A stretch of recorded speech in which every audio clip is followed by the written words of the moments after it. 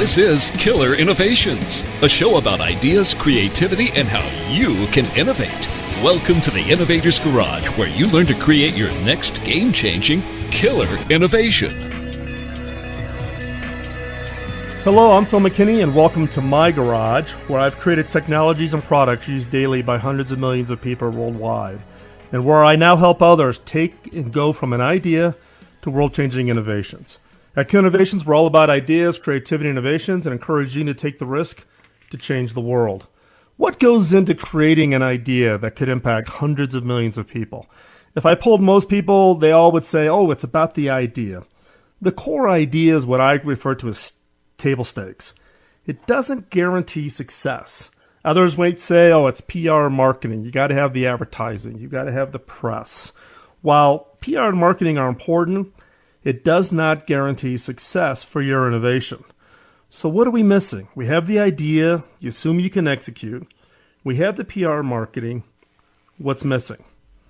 I have a saying I use, which is the difference between a good innovation and a great innovation is the timing. It's rarely about the technology. It's rarely about the core idea if you've really thought well and you've got a really targeted marketplace. It really is about this timing. And in most cases, you cannot control it, much less predict it. So what do I mean by timing? Now, timing has a lot of different variables. It could be market conditions. It could be the economic condition. Some people would say, oh, you should never come out with a new product during an economic downturn. However, I can go back and look at companies that launched in economic downturns. Everything from, Walt Disney Company, Hewlett-Packard started in 1938 during one of the sharpest economic downturns in U.S. history. That's when they launched a whole set of new innovations. I'm not a big believer that economic downturns is a timing issue. There are other pieces, though, to it, right? Such as customer readiness. Is there really a need out there for what you're doing? Is there channel readiness? Do you have a way to reach those customers? Do you have a way to actually manufacture whatever it is your idea is and bring this to market? There's also social expectations, just the whole timing, the consumer awareness, the consumer readiness. I mean, you could argue back in the old dial-up days, we had social networking on a very crude basis, but it took 30 years for all of a sudden for things like Twitter and Facebook to all of a sudden just become accepted as kind of that social norm. And it's really that social expectations, that timing of technology and readiness and 30 years of percolating things like social networking. There's also competitive changes. Something all of a sudden changes at a competitor where all of a sudden they make a dramatic move, and that causes a timing change of what it is you're working on. And then the one I always love to hate is government and regulatory. The surprise of what governments will do in either telling somebody that they can do something or they cannot do something. And again, you can't predict it, you can't control it, but it's all of this kind of stuff that's all got to be working together if you really are going to have that timing right. So again, you can have the great idea, the best technology, if it's a tech product or the best problem you're trying to solve. But the difference between a good idea and a great idea, it comes down to that timing. So here's a personal story from my perspective. Back in 1982, my background is in computer graphics. I worked on something, and I still got all my design notebooks here, what was called GDL, the graphics design language. It was something that I was doing on my own. And it basically was a cruder version of what eventually became PDF. Now, I worked on that idea on my own, actually wrote code, had a crude version working in 1982. And Adobe came out with PDF in 1992. So a little bit like 10 years before the market was even ready. Another product idea that I was working on way back in the 80s, 1989, was a product that codenamed Opus, which was a search engine for documents and patents. Now remember, this is 1989, so this is before really the commercialization of the internet. And it looked at scoring documents based on cross-references between the documents, which I refer to in my design notebooks as document ranking, very similar to Google. Now, Opus was being worked on in 1989. Google search came out in 1998. 9 years later. So what? Everyone has similar stories. Oh, I thought of it first. Ideas are a starting point, but if you don't execute, it doesn't matter. Could I have done something to drive the execution of this? It's one of those situations where I was so far ahead of the market, it wouldn't have mattered how much effort I put into it. I would not have been able to capitalize on it. The market just was not ready. Execution is the competitive advantage, though. It's not coming up with the ideas. It's that hunger and that willingness to just drive that execution. Now, I've come up with plenty of ideas that have executed, products that are in people's homes and in their businesses worldwide even today. So what can you do to make sure you get the timing right? Well, first of all, put your emotion and passion to the side, which is very hard to do, and ask yourself, is now the right time? Is the customer there? Is the problem well understood? Does the customer agree that that the problem exists? You've got a solution that meets that. You've got a channel. You've got the press, the market influencers.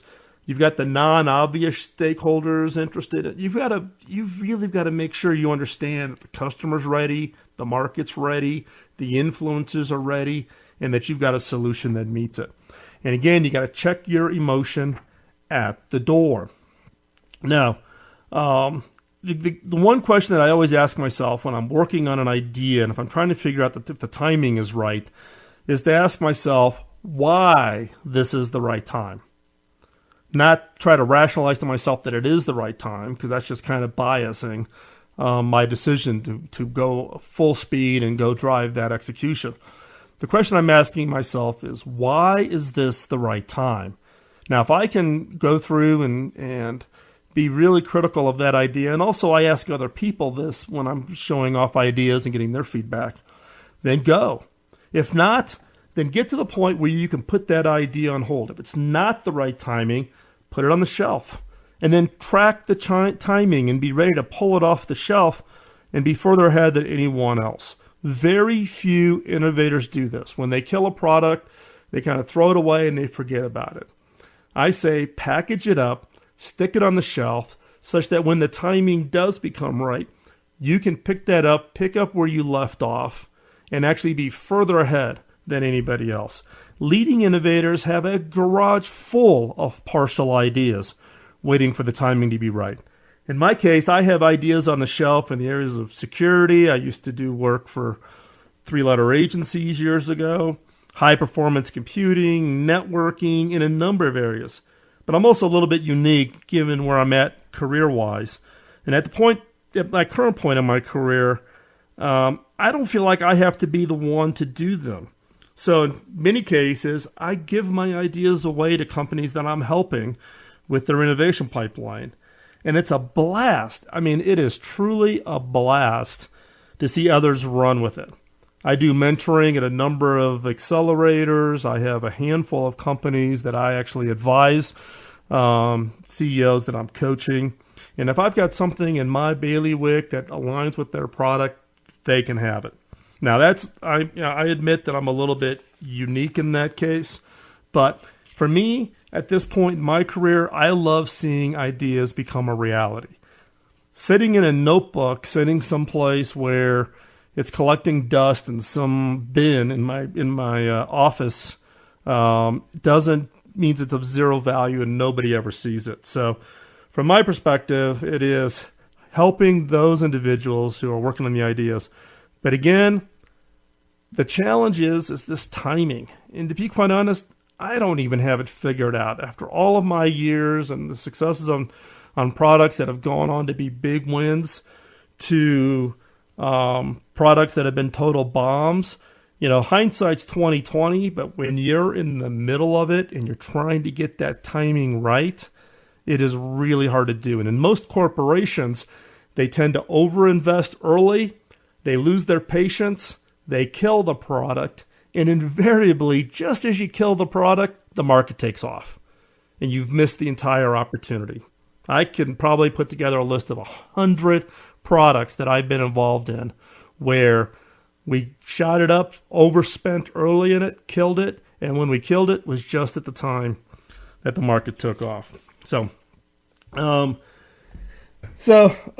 I said, it's a blast for me to see others do it. So like I said, give my ideas away. If you're looking to learn about ideas, creativity, innovation, text the word innovate to 33444. If you're outside the U.S., send an email to innovate@killerinnovations.com. And today's guest is someone who I've collaborated with to bring ideas to market, and someone who has a unique appreciation for getting the timing right. So stay right there. I'm Phil McKinney, and you're listening to Killer Innovations on the BizTalk Radio Network.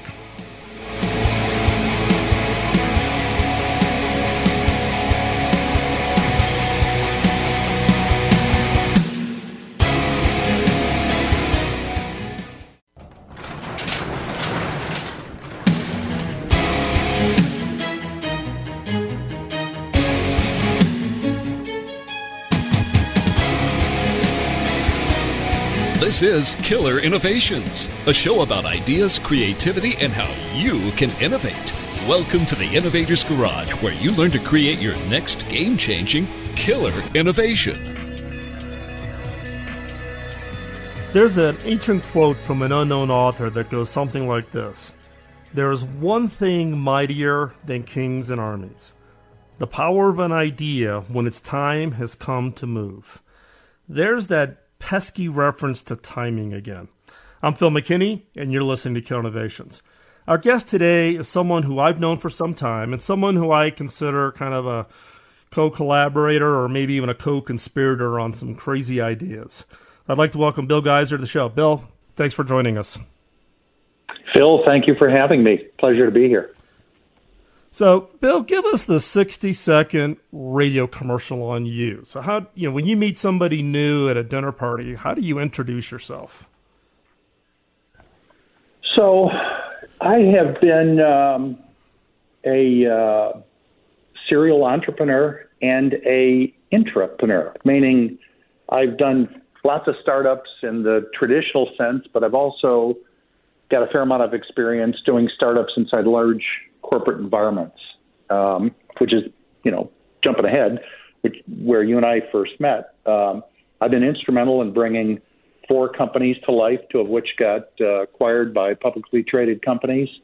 And then I spent 8 years at Fossil, essentially trying to bring wearable computing to life inside one of the world's largest watch companies. And I'd say as a theme of my career, I've spent the last 20 years really exploring and developing wearables targeting both fitness and lifestyle markets.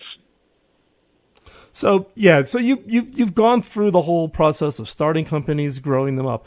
Walk us through your early career, because where you ended up or where you're at currently in your career has no correlation to the industries you were in when you first started out. In my mind, there is a connection, but maybe that's what makes me a little bit different is when I came out of college, I started selling, and I was fortunate to get into what we now look at as the computer networking field. And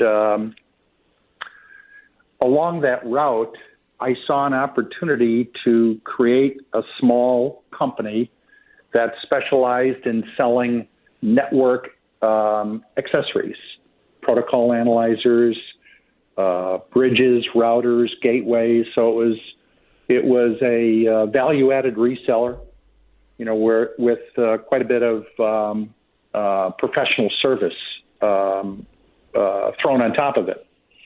And one thing led to another, and I ended up selling that company to 2 publicly traded companies. One was more of a physical wiring business, and the other had more to do with local area networking, connectivity, and troubleshooting. Once I sold those companies, I decided to take a little time off, and I jumped back in the pool. I had been a college swimmer, actually a lifelong competitive swimmer. And so I thought, you know what, I'm going to just jump back in the pool. I'll get in shape. And every day as I was walking into this pool, I saw people in the gym on Stairmasters and bike machines and all that gear had blinking lights telling people how far, how fast, how many. And I started thinking about that. And I thought, that would be a really novel tool for swimming. Elite swimmers will put in maybe 3,000 to 4,000 meters per year in training. If you think about it, that's over 60,000 lengths of a 50-meter pool. And one of the real challenges, and it's what makes the great swimmers unique and separates them from all the rest, is they're able to hold their concentration throughout this grueling type of training. And so I created a watch that tracked important metrics that helped a swimmer focus on what made them efficient in the water. And that was kind of where I learned the wrist was a really important strategic place on our body. It was an ideal location for glanceable information. And so that's what set me off on this, call it a 20-year journey of building watches that tell more than time. So what happened with that watch then? Did somebody pick that up and run with it? Well, I ended up doing a global distribution deal with Speedo, and I would call it a moderate success, not a great success, but it was moderately rewarding financially and incredibly rewarding in terms of really understanding some of the challenges of building a wrist-mounted display that was cloaked in what looked like a cool-looking watch. And so what year was this? What year were you doing this? I started the development on it in 95, and I soft launched the product at the World Triathlon Championships in Hawaii in October of 1997. And that was kind of funny because, you have to be an official sponsor, and I got there the week ahead, and I used to wear this product, and I'd swim with, all the world's best professional triathletes. And I was a great swimmer, and I was young enough then that I could hold my own in the water against these guys. And I'd always jump out and say, God, I just set the record for the swim thing. And they'd say, oh, you didn't set any record. And I'd say, well, come here, take a look at this. And it was kind of a stealth-like campaign, which proved very effective. The lady that won the triathlon that year was a triathlete named Heather Furr, and she's on the cover of the Triathlete magazine, which was the big publication, wearing my little dinky watch, which was a big coup for me and the company. And then I went to the World Swim Championships in Perth, Australia, and that's where I closed the deal with Speedo. And they took it worldwide under the Speedo brand. So it was. Well, let me tell you, in 1995, you were way out there, way ahead of anybody else. Yeah, well, that's a good point. It was not a. If you think about this was really sort of the early days of what we now call quantified self. It's like a Fitbit, except for swimmers. Hey, Bill, let's wrap this. We're going to go to the commercial break here in just a second, but I want to come back and talk now about really how did you go from that then to trying to convince a company that is the size and scale of Fossil to take on kind of a technology bent that you normally don't think of as being in the watch business, but being way out ahead of what today we all tend to just accept as being the normal thing. So just stay right there. Don't go anywhere. We're going to be right back. I'll be posting links to everything we talk about in the show notes at killerinnovations.com. Go check it out. I'm Phil McKinney, and you're listening to Killer Innovations on the BizTalk Radio Network.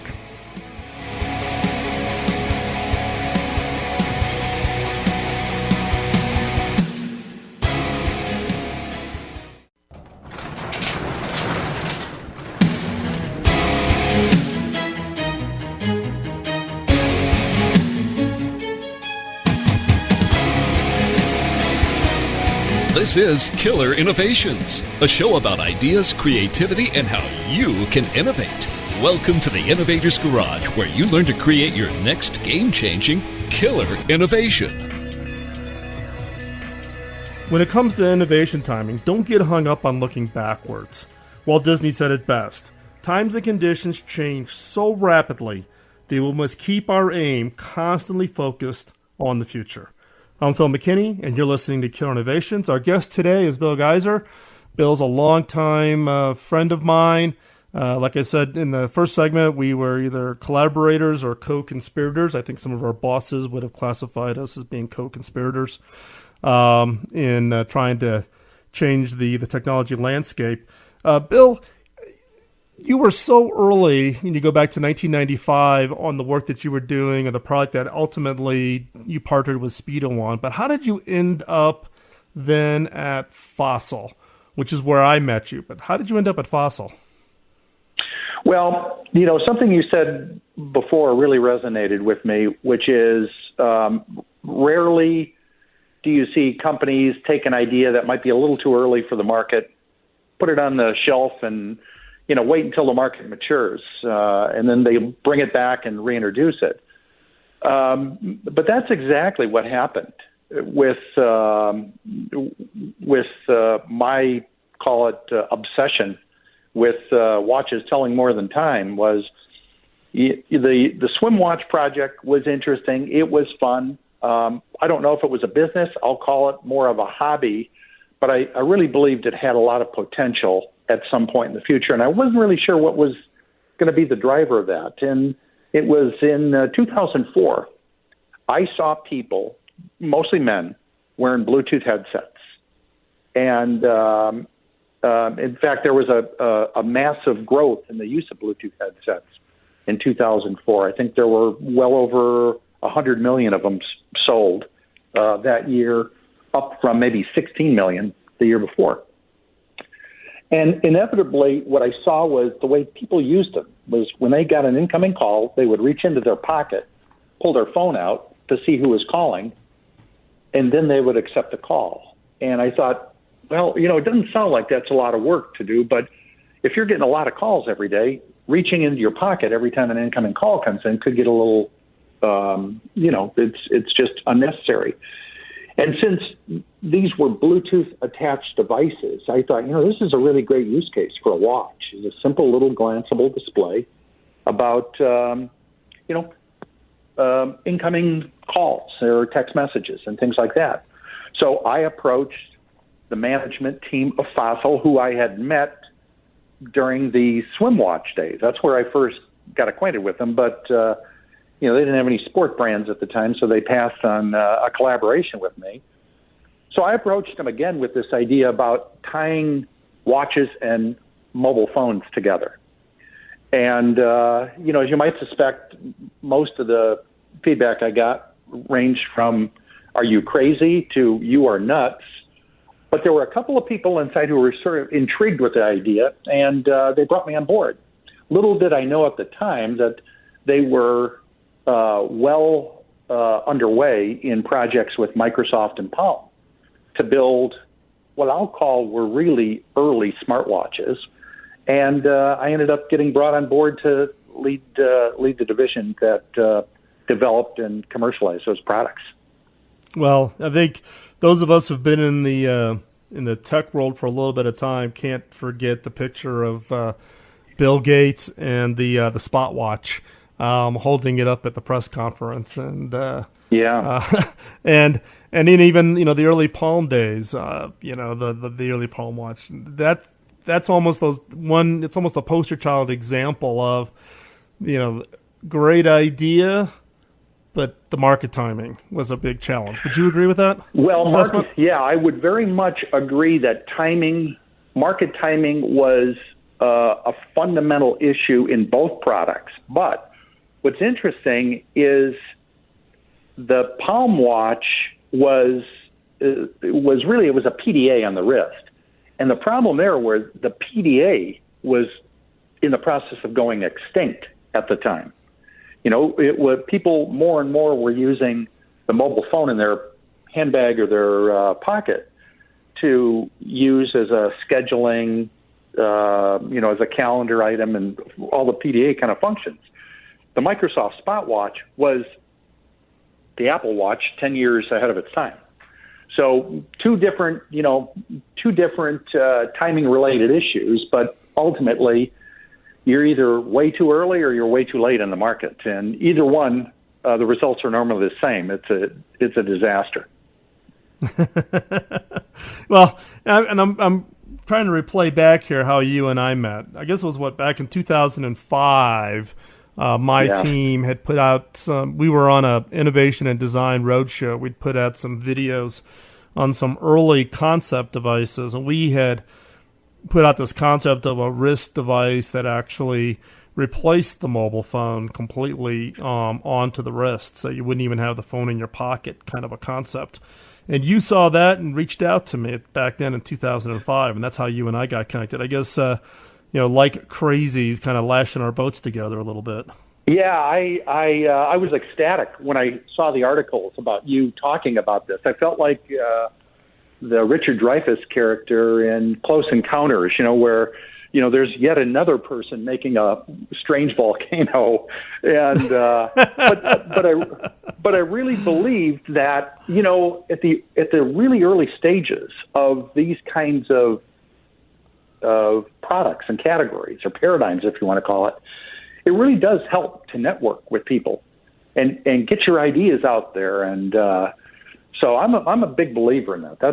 That's something I believe in very, very strongly. The last thing I would ever do is try to take an idea and put it into some sort of stealth mode, because I think you really lose the opportunity to collaborate with lots of smart people and build relationships that can take you to many different places for a long period of time, as is what you and I have done. So, yeah, I think you bring up a good point, because in Silicon Valley, the common request is hey, I got this great idea, but I'm not going to tell it to you unless you sign a non-disclosure agreement.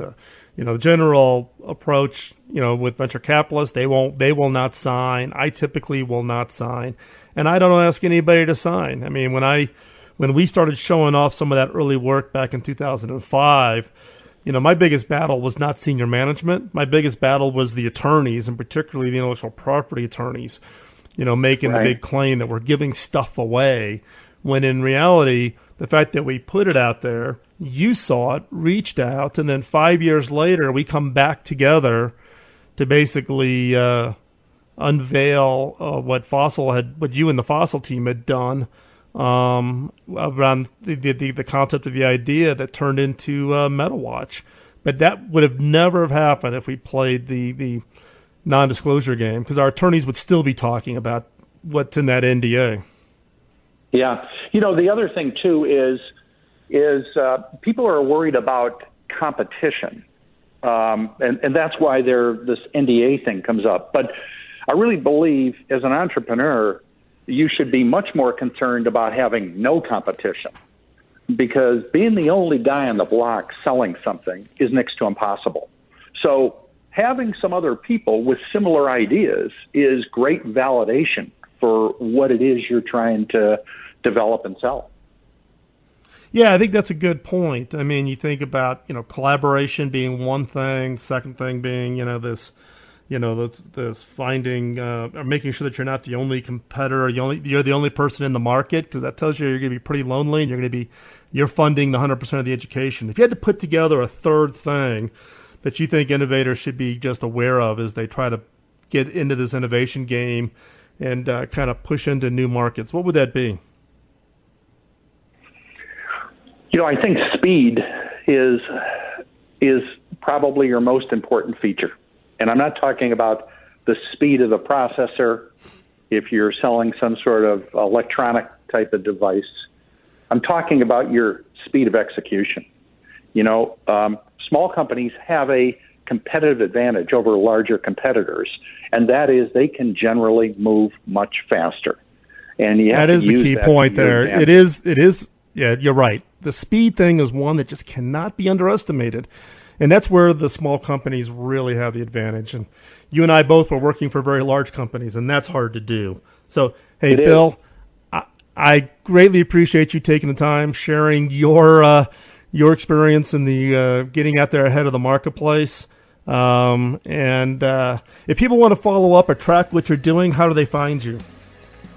I am Bill G on Twitter. Okay, great. So follow him on Twitter. I'll have links in the show notes. When we come back, I've got a brain hack for you, or this week's killer question. I'm Phil McKinney, and this is Killer Innovations on the BizTalk Radio Network.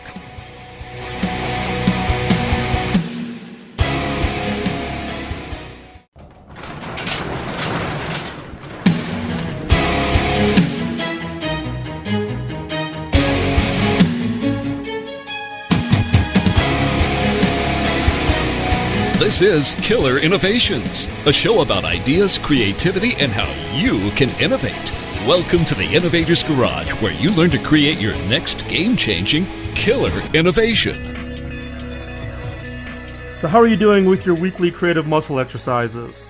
My objective is to give you challenges each week that will cause you to exercise and basically expand your ability to be creative. So get out your Moleskine or whatever you use to capture ideas. I tend to like Evernote app on my iPhone and my Android phones. You can write it on the back of a napkin, whatever it is. But you need to carry something with you, and you get in the habit of writing down whatever inspires you, frustrates you. If you see an idea from somebody else, you hear somebody else having a frustration. And as each week goes by, it'll be easier. You'll start capturing ideas. You'll start ranking them, figuring out which ones are the most interesting. And that's where it all starts. That's where the spark becomes real. Questions are a mind hack, as we've talked about in the past. Your brain cannot stop answering it. So in this week, what's the mind hack that we're thinking about? So this week's killer question is, what industries are analogous to ours, and what can we learn from them? What industries are analogous to ours, and what can we learn from them? So it doesn't matter what business you're in. We're all fighting essentially the same fight. Basically, we're all trying to design some kind of a product or service that a customer will prefer over that of a competitor. Now, to do this, you just can't look at your peers, companies that look like you. If you make widgets, you just don't look at the other widgets. You don't look just at your competitors. You look for things outside of that in other industries that you can be inspired by. And maybe they've solved something in one industry that can apply to another. Now, in my case, I find the airline industry endlessly fascinating. If you remember back a couple of months ago on this show, I shared a story about Southwest Airlines. Now, it's like the tech industry. It has gradually found a way to make its core products less expensive. If you remember what a plane ticket cost you, in the 1980s and the 1990s and the 2000s, in 2010, you've seen this constant decline in the cost of what it takes to buy an airline. You can say the same thing in the tech industry. What did a PC cost in 1990, right? It was $3,000, $4,000 for a clunky machine today that has infinitely more power, and you can buy it for under $1,000.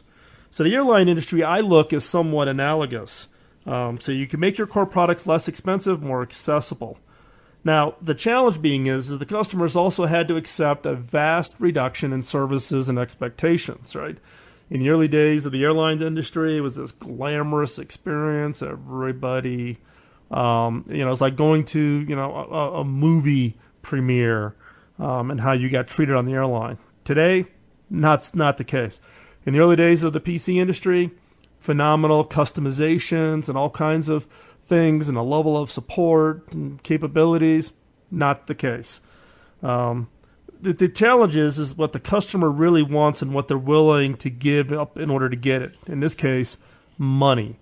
Customers are focused on getting what they can at the best price possible. So the key there is just as long as the core criteria are met. So what are the fundamentals that have to be in place in order to maintain an ongoing happy relationship? So it's kind of that minimal bar. And so I looked in all the years of my role as the CTO at Hewlett-Packard, looked at these kinds of analogous industries and took those lessons. Now I'm going to give you a completely different example. Suppose you were the head of operations at a mega church, Chicago's Willow Creek, Joel Osteen's church in Houston that 16,000 people and sees 64,000 people every week coming in and out of their parking lot. There's a high odd that you're going to have fender benders and gridlock and dangerous traffic in the parking lot, people getting run over for all I know. So what do? Where do you go to learn the mechanics of moving that number of vehicles and that number of human beings in as efficient and as safe a manner as possible? Well, what did Willow Creek and Joel Osteen's church do? They went to Disney Academy at Disney World. 60 years of crowd management has made Disney operations the undisputed champion of event control and coordination. And by working with Disney, these churches learned a few things about integrating their system of traffic flow and parking. Accidents went down, customer satisfaction went up. Everybody was much happier in the outcome of the whole process. So the challenge here is who would have thought going to a church comparing yourself to going to an amusement park? So find those analogous industries that you can learn from. So again, it's hard to do, though. We kind of get stuck in our thinking. We get stuck looking at the competitors. So how do you challenge yourself to look outside of yourself and your peers? By asking yourself, what industries or businesses that are unrelated to yours are dealing with issues similar to yours? For example, issues of production, customer segments, marketing, whatever. What are the lessons learned in terms of that push-pull between where these businesses are succeeding and where they are failing? And where can you learn, one, to minimize the risk, but also find new opportunities? And what are some non-business examples with similar issues to yours, such as nonprofits or non-government agencies like the Red Cross? So as a reminder, this week's killer question is, what industries are analogous to ours and what can we learn from them? So go out, find 3 industries you will go look at and identify 3 ideas from each that you can apply to your product or business. So we're looking for 9 ideas this week. So a few years back, I created a 2-hour audio course on how to create killer innovations. It's on Amazon selling for, I looked it up, it's selling for $18.99, which is an outrageous price. So I've decided I'm going to give it away. So text the word innovate to 33444. If you're outside, send an email to innovate@killerinnovations.com. While you're at it, go check out killerinnovations.com. The new site is live. It's still in beta mode. It's a place where you can plug in. You can see all of the past shows going back 11 years. You can also find all the show notes and links. Also, don't miss out on the great shows on the BizTalk Radio Network. Visit biztalkradio.com. While you're at it, go ahead, grab the mobile app, and you can listen to Killer Innovations and all of the other shows over at BizTalk Radio, and you can listen to those live. If you know of an innovator whose story that others should hear, that I should know about, drop me a note at phil@killerinnovations.com. That will wrap it up for this week's show. Appreciate you taking the time to join and listen. I'm Phil McKinney, and this is Killer Innovations on the BizTalk Radio Network.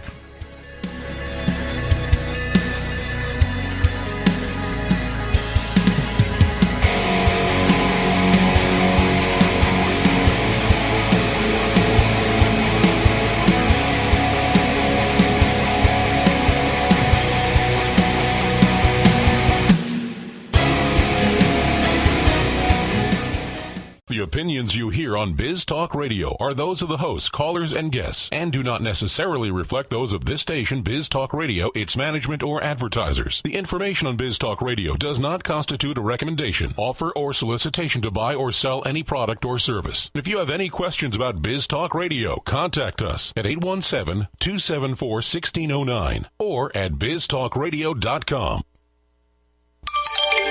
Biz Talk Radio.